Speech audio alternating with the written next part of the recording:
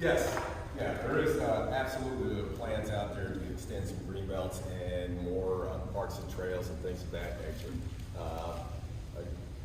It's in part of the comprehensive plan. The comprehensive plan actually talks about 10 points, which if you haven't had an opportunity to read it, I think you ought to read it. It's a great roadmap. It's going to help us as future leaders of the city and those beyond us to continue this path that was set by this comprehensive plan that is essentially a roadmap, and which we take a look at and make sure we're trying to do all the right things and make sure we're trying to follow the roadmap as best as we can. So the answer to the question really is yes, we have additional plans for extending our trails and bike trails in all of our trail system. As far as the YMCA is concerned, I know that my understanding that we're still in negotiation for a YMCA. I think the YMCA would be great. It would provide an alternative to folks to go to and get the services they need at the YMCA. It's the place to go. And so it would be a plus for us. I think it would be great. So yes, thank you.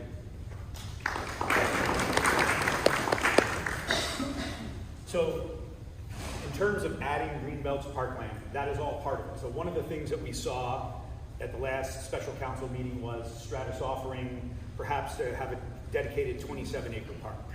In addition, all of the Greenbelt and expansion from the restated Rough Hollow PUD, still those Greenbelts will be incorporated into the city. You're already seeing parts of them in the Canyonlands. They're being used now for biking and some other activities that you're seeing, some bike races and that kind of stuff out there. But all of that is, the answer is yes, we're continuing to add parkland, greenbelt, and more trails. It's just that is the essence of what you saw in not only the comprehensive plan, but in the Parks and Recreation Plan, which was adopted earlier this year. So that is the city's overall goal, is to add and protect to our green spaces. As to the YMCA, again, we're years away from the YMCA if it occurs. We have really only the most preliminary discussion. It requires extensive negotiation. It requires land swaps, different things that would happen.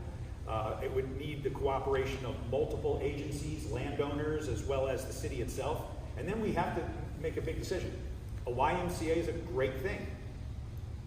But if it requires a $10 million city commitment to raise a bond, then we have to say, is that the best use of that $10 million? And that may not be the best use.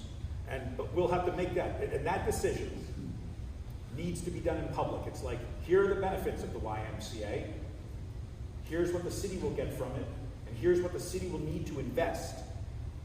Here's what you, the taxpayers, will have to bear the burden on for the next 15 or 20 years in order to have that facility. And I commit to you that if we do that, that discussion will be done in public, it'll be done over a long period of time so we can get your input, and you will have at least an ownership voice in that decision-making process that you will feel like you got heard.